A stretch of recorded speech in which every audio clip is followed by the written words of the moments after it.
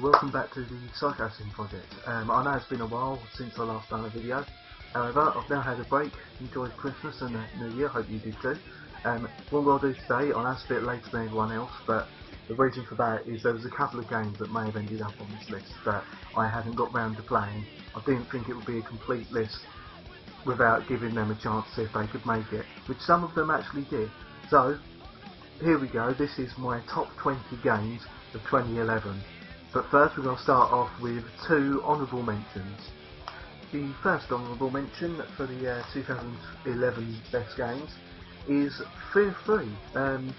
The reason it's honourable mention and not on the list is because basically after about 3-4 games of previous games that were all single player, mainly story based, they just completely changed it. The actual Monolith Studio seem to have absolutely nothing to do with this game, which is a bit weird considering it's their sort of their franchise that they come up with in the first place. It's now gone with a co-op focus, and I'll be honest, I haven't really played much of it. It might well end up, I'll review it at a later date in more detail, but it gets an honourable mention because although it's not in the top 20 of 2011, it's still a good game. So if you played the other Fear games, still get it. I'm borrowing it at the moment, but yeah, still get it. I will get it at some point myself. And second honourable mention is Rage, the latest game from id Software. Of course, id being the people who created Doom and Quake. The reason this is honourable mention again, I mean it's 3 discs long, and I haven't again got round to playing much of this yet.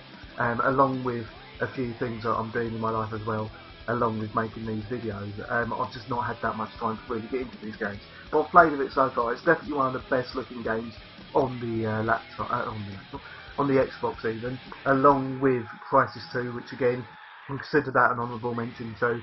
However, haven't played enough of this to really call it one of the best games of 2011. Anyway, now onto the two top 20 games of 2011 according to me. Now this is a game that's polarised a lot of opinions, mostly they've been bad. I personally enjoyed the game a lot, but I know it's on a lot of worst games of 2011. And my number 20 is the top games of 2011 on the Xbox, because I have no other system. My PC is not good enough to really run PC games. Just in case you're wondering why I didn't get to play Minecraft or anything, is actually Duke Nukem Forever. Now this got what I feel was a lot of undeserved bad press. I personally enjoyed the game. Yes, it's not the best looking game, it's not the best constructed game in the world, but it definitely has that fun factor. And after many games that are just trying to be Modern Warfare 3, it was nice to have something that was different. Yeah, it's extremely old school, and some would say in a bad way, with some of the level design and having some platforming in first person. I will admit it's not the best game, like the most perfect game you'll ever play. However, it had that fun factor, still had that Duke sort of feel to it, which is why it's number 20 on my top games of 2011.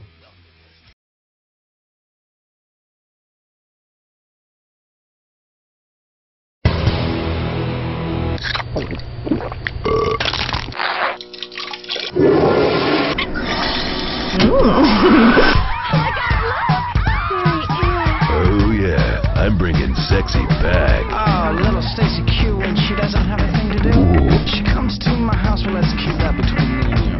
She pledges her allegiance to the United States of me. What's new, pussycat? Can we play hooky today? I'm feeling naughty. I'll go down with you anytime. How about we play a game? I'll be the boss, and you can take orders. Best little secret yet. Anybody mind if I take off my pants? You sure haven't lost your touch. Congratulations!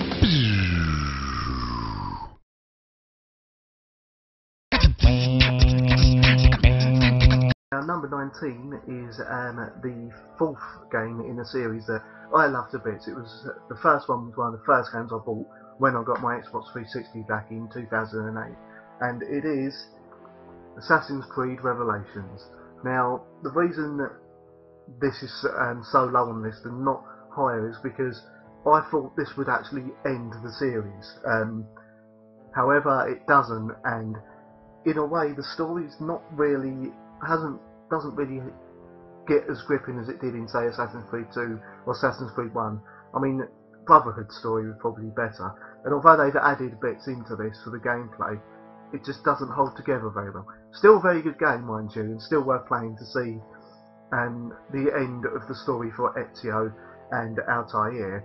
However, they haven't actually ended the Assassin's Creed. I guess they've got some new ideas or something. I hope they have. They just need to stop releasing one every year and give themselves a bit of time to come up with some new ideas and keep this sort of franchise fresh.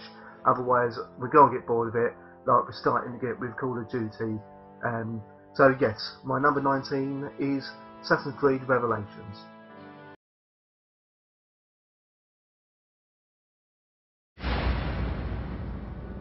There comes a time in every man's life when revenge is not enough, and the intrigue of secrets is past. He wants answers.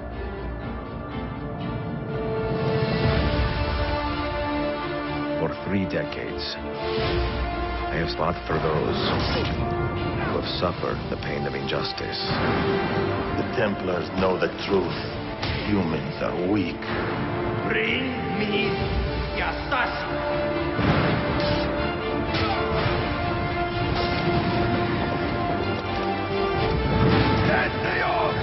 Why will you not surrender? I never learned how.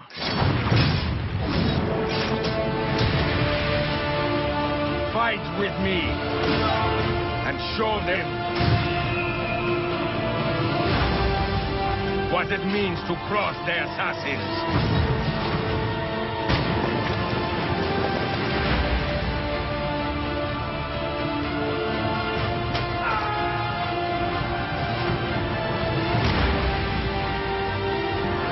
Nowhere left to run now!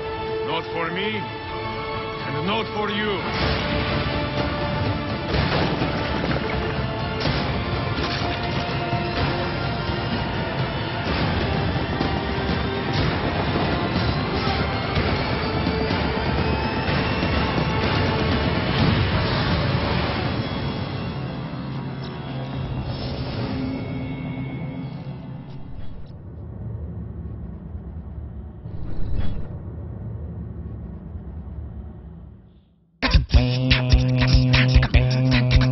Number 18 is the sequel to one of the best puzzle games ever made. It is, of course, Portal 2. Again, the reason this is so low is because it didn't have the initial wow factor going for it that Portal 1 had. Also, I found a few of the puzzles were really, really annoying. You did spend a lot of time sort of searching around for the 1 or 2 bits of portable wall that you could use, which got really, really quite frustrating. I appreciate them trying to cram more of a story into this to explain everything. However, it got a bit too story focused as opposed to the gameplay. Still very, very good game, still definitely one of the best and well worth buying. However, it's number 18 on my list, so that of course means there's 17 more that I thought were better. Cave Johnson here, introducing the consumer version of our most popular military-grade product. Hello. The turret. How do we get so many bullets in them? Like this. Plus, we fire the whole bullet. That's 65% more bullet per bullet. This is the same technology we've been using on robots for decades. Scares the hell out of them. They come in hundreds of designer colors, including forest, desert, table, evening at the Improv. What idiot picked these? Then we box them up and ship them straight to your doorstep, so you can protect the things that matter most. Good night. Just try and get close to that baby. Your funeral. Cave Johnson, we're done here.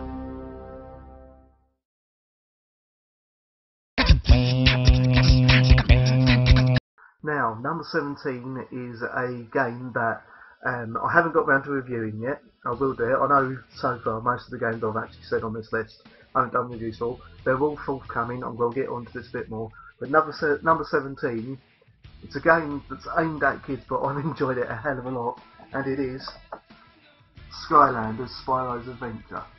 Now, We'll go into more detail on this on a review soon. However, it was a very, very nice and unique idea. Basically, you got this game and you get, in the starter pack which you need, what they call the Portal of Power, which you plug into your Xbox. In the starter pack you get 3 characters, and what you do is you place the characters onto the Portal of Power and the actual characters come up on the screen so you can control them through the levels and everything. Now this is a better way of making money than the whole Project $10 and all that. This is a good way to make money from used games, because what it is there's actually 30 of the figures you can buy, and there's 30 in total. There'll probably be more for the game, or when they do Skylanders too. However, this has no DRM, no nothing like that, no Project $10. You can buy this used, but if you want to be able to get everything, you have to buy all 30 figures. They're all quite cheap, all about 10 to 15 quid, which isn't bad.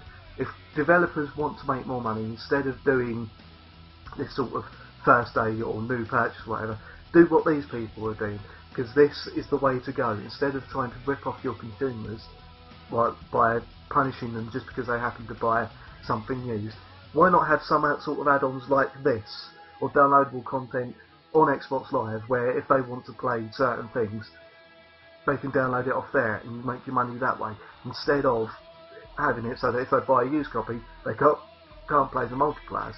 Sorry about that. Anyway, Skylanders my number 17, on to number 16.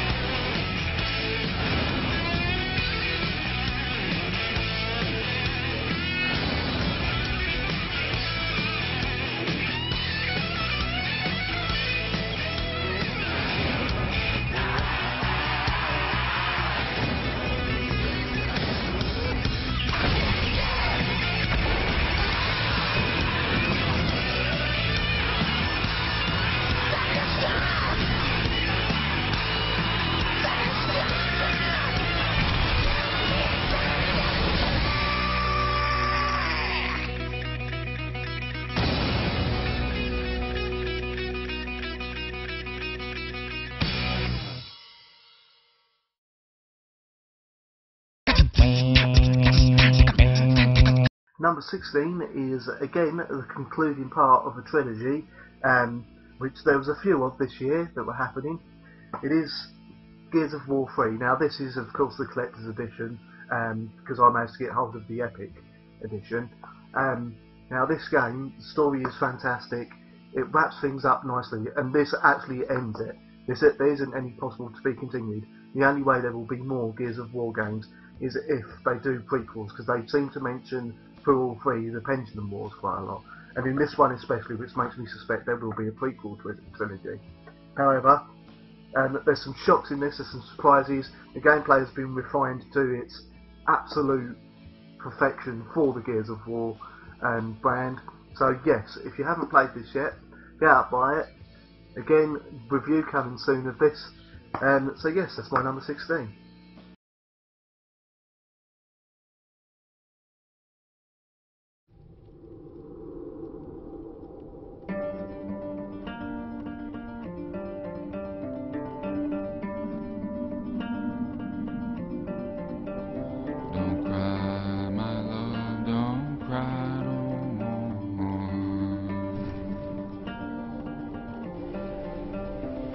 Crashing sky, rolling screen.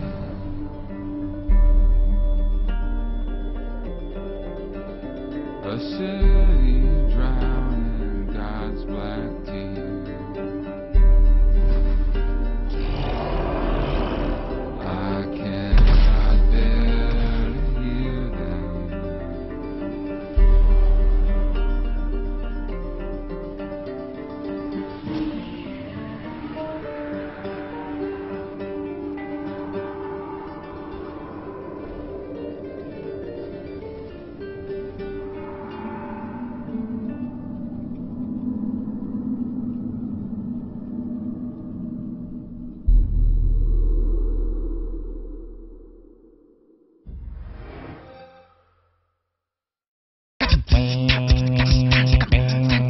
Number 15 is the first of 2 fighting games on my list, and it's one that not many people may have actually heard of, and it might have slipped you by, which is why I will definitely do a full review on it.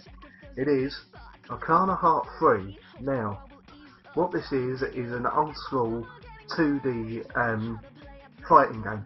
The difference is there is not one single male character, it's all female characters, and there's, I think, hang on, there's 23 different characters, along with you also get to choose their Arcana, which allow change which moves each character can use. So you've got essentially a hell of a lot of combinations there. So this is a great little game, and you can get it quite cheap now. Definitely recommend it if you can. It's pretty much one of those easy to learn, hard to master games. I mean, some of the actual special moves, like the finishes and that, for some characters are pretty damn hard to do. However, well worth the effort. So yeah, if you can find it, pick it up, and it's my number 15 of 2011.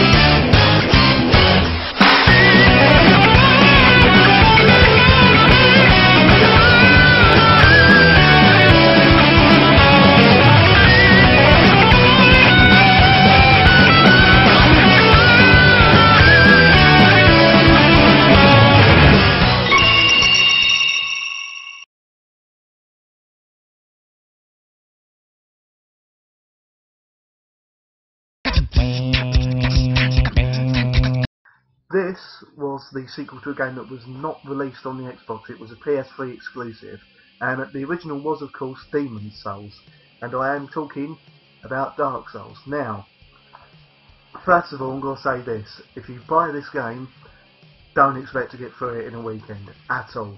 Do not expect to get through it in a month. This is a proper hardcore old school RPG, action RPG. You will have to grind to level up. You will have to learn the ins and outs of every character you face, every monster you fight. Otherwise, you will die. By saying that, with this game, you will die again and again. In fact, my average lifespan for this game has been about 3 minutes before I've died again. And it's pretty brutal. If you're not up for a challenge, I'd stay away from this game. However, I've enjoyed it. Usually I get really frustrated with games where they don't give you a chance. This, for some reason, I have enjoyed a lot.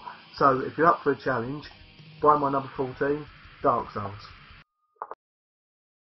Peggy 16.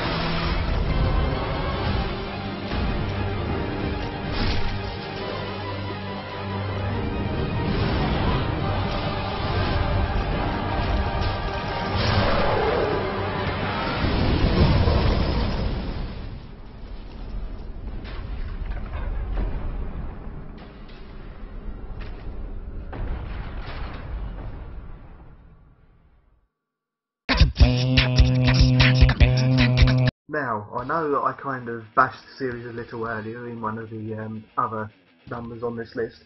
However, my number 13 is in fact Call of Duty Modern Warfare 3. The reason for it is like playing your own blockbuster war movie.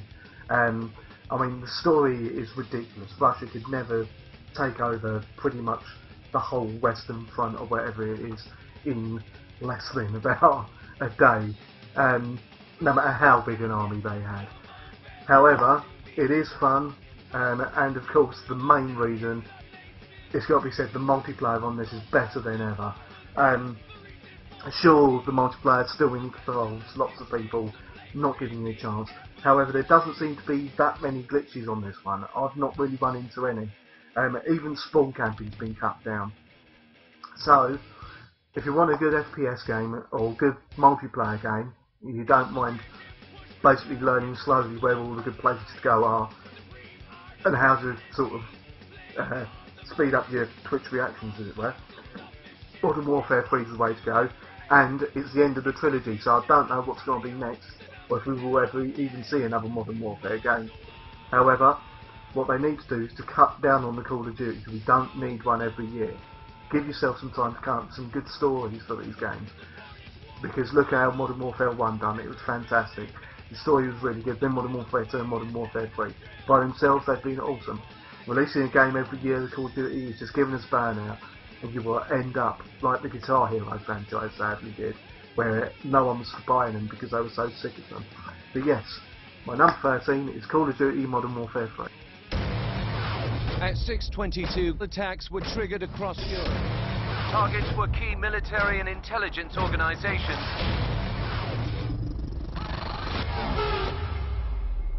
The symbols you have always looked to for strength are smoldering in ruin. This is what your greed has brought you. Hunting Makarov is like hunting a shadow. We need a shadow of our own. The life you knew before is gone. Today, we fight to bring it back.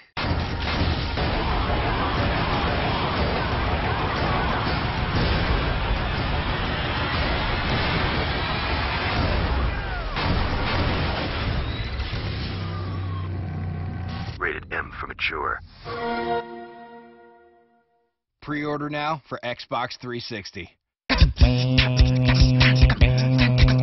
Now, number 12 is a kind of game you don't see much of these days anymore, especially on the consoles. In fact, I can only think of one other game that is of the flight simulator style of game, and that was Dark Star 1 on the Xbox 360. What I mean by that is any other game on the Xbox, sorry, that is like this. And the others of this series of games. So my number 12 is actually Ace Combat Assault Horizon. Not going to go into too much of this because it's going to be reviewed very, very soon. But basically, this has changed how to do flight games. Instead of having it fly round and round just to get 1 or 2 rounds into your competitor, this has like a dogfight mode where it zooms in and you can actually use your machine guns instead of constantly waiting for green squares that are so far away you can't see the other planes to turn red so you can fire your missiles. It's not like that. This is a proper up close and personal flight war sim. Story, it's got the excellent storytelling that the previous Ace Combat games had. So yes, number 12 is definitely Ace Combat Assault Horizon. If you can find it, get it.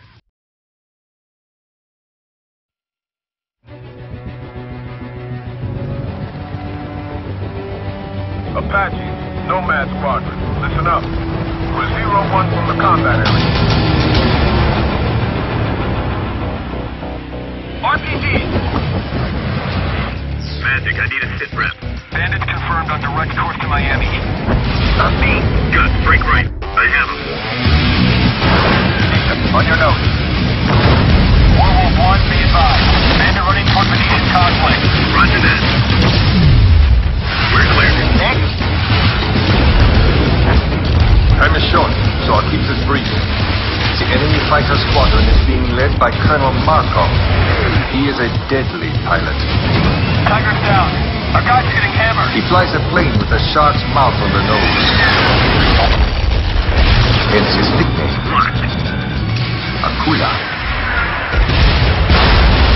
Akula! Yeah, Colonel, get out of there. Gun, nail him. Fire, fire. Go for it, Delta. Delta is hot. I've got this one. Heads up. Heavy AAA. Lead ahead. Fire everything you got.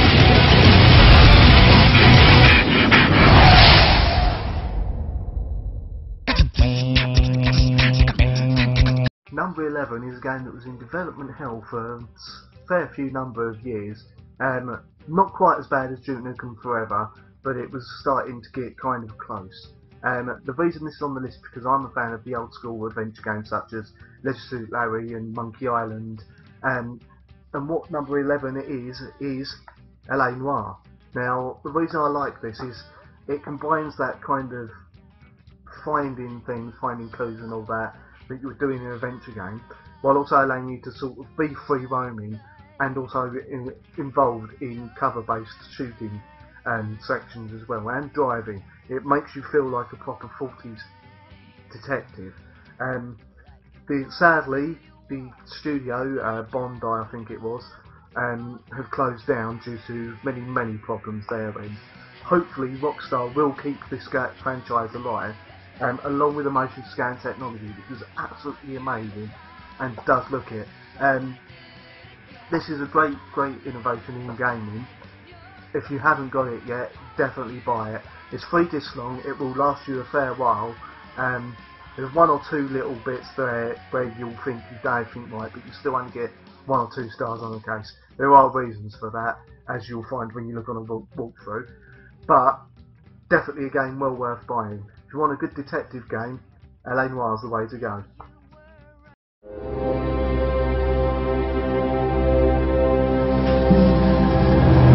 I'm hearing rumors of a fight that was fixed. We had a goddamn arrangement! Of gangsters looking to get square? He's your imbecile, Harlan. Get him under control or get rid of him. That LAPD cops might be involved. Is everyone in on this? See it any other way and you better forget about being a vice cop. Okay, we're gonna keep this short. I'm already late for the DA. Got a patrolman on site, the coroner's on his way. Get over there, see what you can find out. Government issue morphine. We have to cut that dope. It looks bad with people dying. Yeah, I don't care who goes to jail. I just want the morphine off the street. I smell it pay off.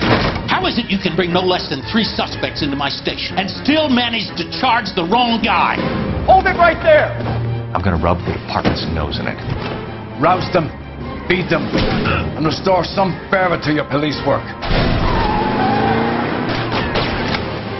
I did it for you, and that's how you repay me!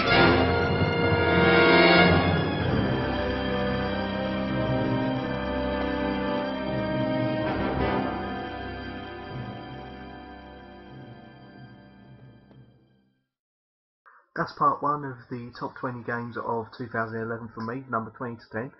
Tune in for part 2 for parts 10 to 1 to see what my number 1 of the year is. Hope you enjoyed this video and hope you enjoy the next one, which will be up ASAP.